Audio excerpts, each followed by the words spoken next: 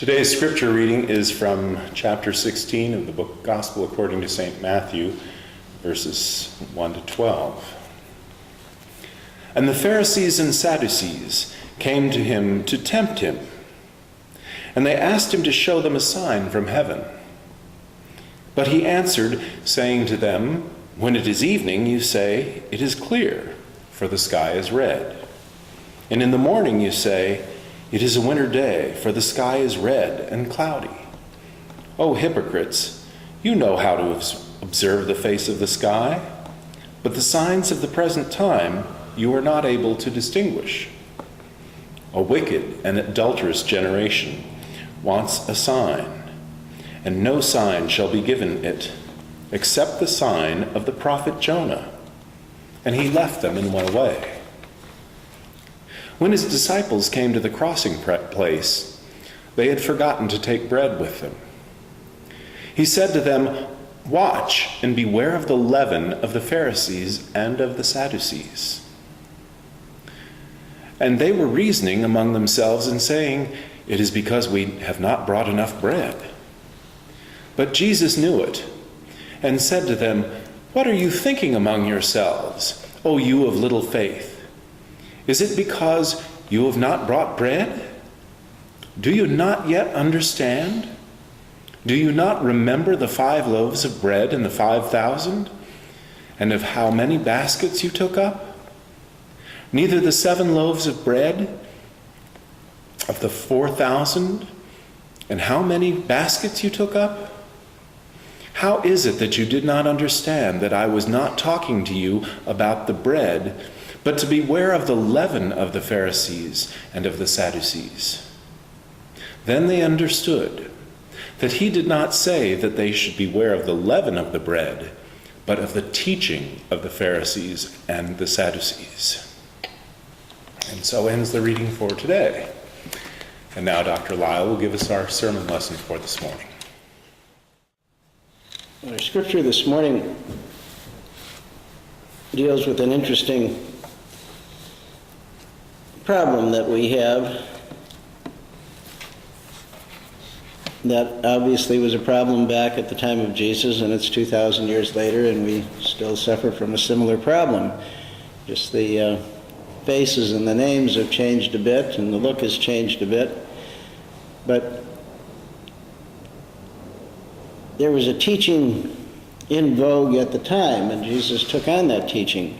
And his indication to the disciples and to those that would listen was that that teaching was not the way of salvation, although that's what was being taught. And he certainly was in the minority at the time, but he backed up what it is that he had to say by various works that he did. And it was impossible to ignore him entirely because of the things that he did, the things that people observed. And there's a particular passage in there where he's talking about the leaven of the Pharisees, and he's talking about what their teaching is, or what they dispense, or what they give out to mankind for mankind's growth and salvation. And naturally, we always equate food and things like that for our growth and our existence and our life on the planet. And the disciples at the time were still very materialistic. So they were still thinking in terms of the bread.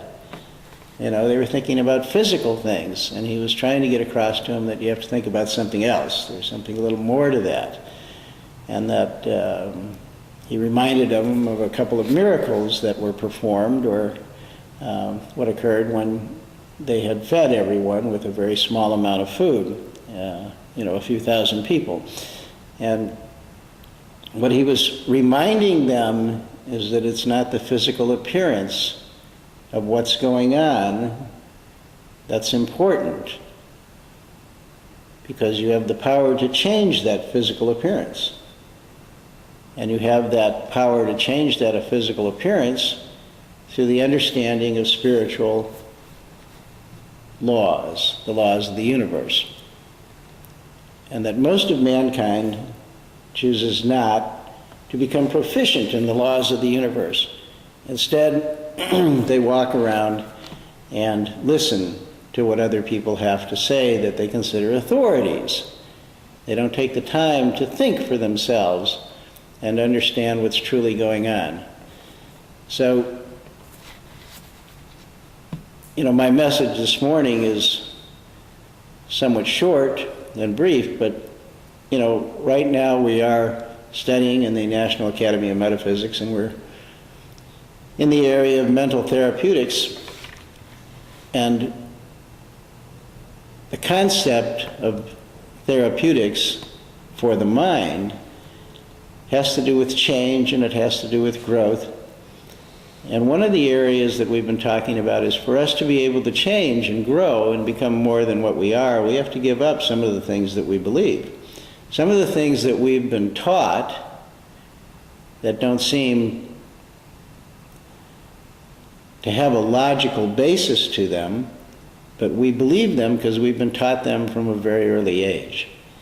And it's hard for us to take on our belief system and try to move it aside a bit, because along with that belief system we have other things attached to it. We're afraid of the hole that it'll create if we place or set aside something.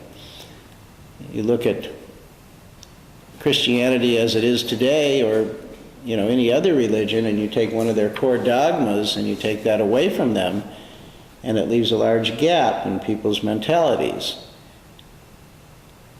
Assume for the moment that the mission of Christ was beyond the area of the Ten Commandments, that his area was for people to learn to interact in such a manner with each other that they would not do to one another what they wouldn't have done to themselves, so that they would step beyond the concept of don't do this, don't do that, but actually do things in a positive manner. Do something because that is the way of life. Not abstain from something because it is forbidden. And they're really two different concepts. The man that abstains from things that are forbidden is kind of a, I want to say a robot or something of that nature, because he can only do that which he's programmed to do. And he can only say, that's not within my protocol, I'm not allowed to do that. When we live a life of which and I'm not saying we don't follow rules, but I'm just saying when we don't follow rules, or when we follow rules merely because there is a threat of punishment or harm, or in this case, eternal damnation or whatever it may be, if we follow those rules for those reasons, then we're living a life based on fear. The life based on fear cannot approach the temple of God. The life based on fear can't enter into the kingdom.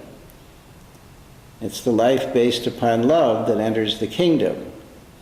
And so the mindset has to change from the concept of refraining from doing something because it's forbidden to doing something because it's the right thing to do, because it's righteous, because it is the path of life.